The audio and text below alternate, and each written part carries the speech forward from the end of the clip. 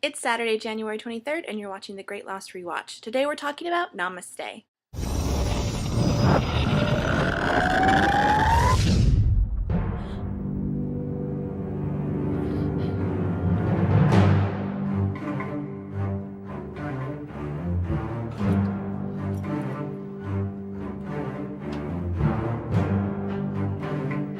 This episode starts off on Nigeria Airways 316. We see what happened to the people who didn't get transported back to 1977. When the plane is crashing on the secondary island on the runway that we saw the others building in season 3, you can hear the transmission of the numbers. Rousseau stopped that transmission of the numbers when she came to the island in 1988 to record her plea for help.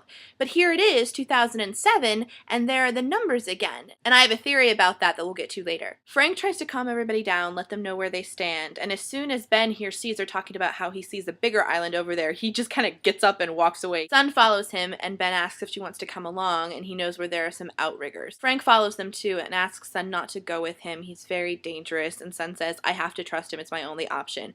Or she can hit him in the face with an oar, which is what she does. Sun and Frank take the outrigger and head to the main island. And they hear what sounds like the smoke monster, and Sun is like, probably just an animal. Now I know she's out of practice from not being on the island for 3 years, but come on. Seriously, an animal. Sun and Frank get to the Dharma barracks and everything looks incredibly run down. Too run down to only have been 3 years. Not to mention that there are still like Dharma signs up, which I don't think were up when we went to the Dharma barracks when the others were living there. Now, because of this and because of the numbers transmission that I mentioned earlier, I have a theory. The 2007 version of the island that we are in now with Frank, Sun, Ben, and everybody else, that is not the same 2007 version of the island that would have been had it not been for the time-skipping record thing. And let me try and clarify this. I think this version of the island only exists because our other people are back in 1970s Dharma time. Is anybody following me on this? Anybody? Anybody? Have I confused everybody? I think we can change the past, and that's what's going on right now. I might be wildly wrong. I usually am. Christian Shepherd shows up, and Sun asks about Jin, and he shows her a picture of Hurley,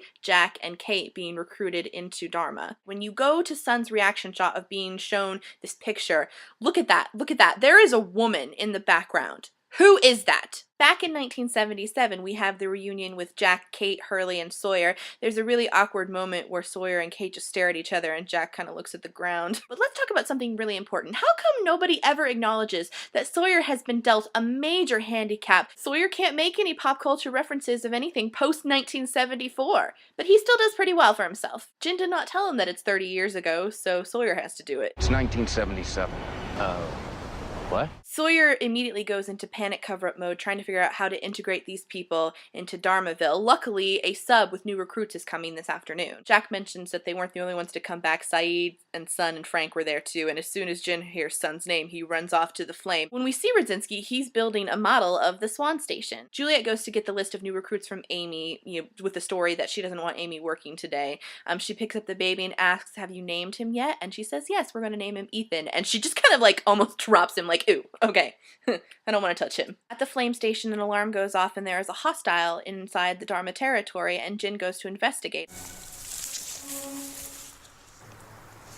Saeed? Unfortunately, Radzinski then shows up and Jin has to pretend that he doesn't know Saeed. Sawyer says Faraday has some interesting theories about what we can and cannot do, but he's not here right now. Jack, Kate, and Sawyer go to Dharma orientation. Sawyer has it all set up so everything will go smoothly. He assigns Jack as a janitor, which is a major burn. While that's going on, Sawyer goes to handle the situation with Saeed. Saeed going along with the con admits that he is a hostile. Except for the small hiccup of Saeed being a hostile, everything has gone relatively smoothly. Jack's like, okay, what's next? What's our next plan of action? And Sawyer's like, now we just sit and wait and think about things. Because back when you were called in the shots, you pretty much just reacted. See, you didn't think, Jack. And as I recall, a lot of people ended up dead. I mean, Sawyer totally has a point. Jack starts to leave and Sawyer asks him, are you going to be okay with not calling the shots here? Yeah. Last scene of the episode, we're at the Dharma security headquarters. Saeed is still behind bars, and a little kid brings him a sandwich. And it's not just any little kid, it happens to be young Ben. Dun dun dun. And that's where we're going to leave it today, with young Ben bringing Saeed a sandwich. Liz, you're talking about He's Our You tomorrow, so I'll see you then.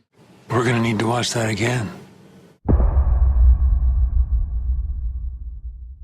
Now because of that, and because of because of this, and because... Oh my gosh, I cannot talk!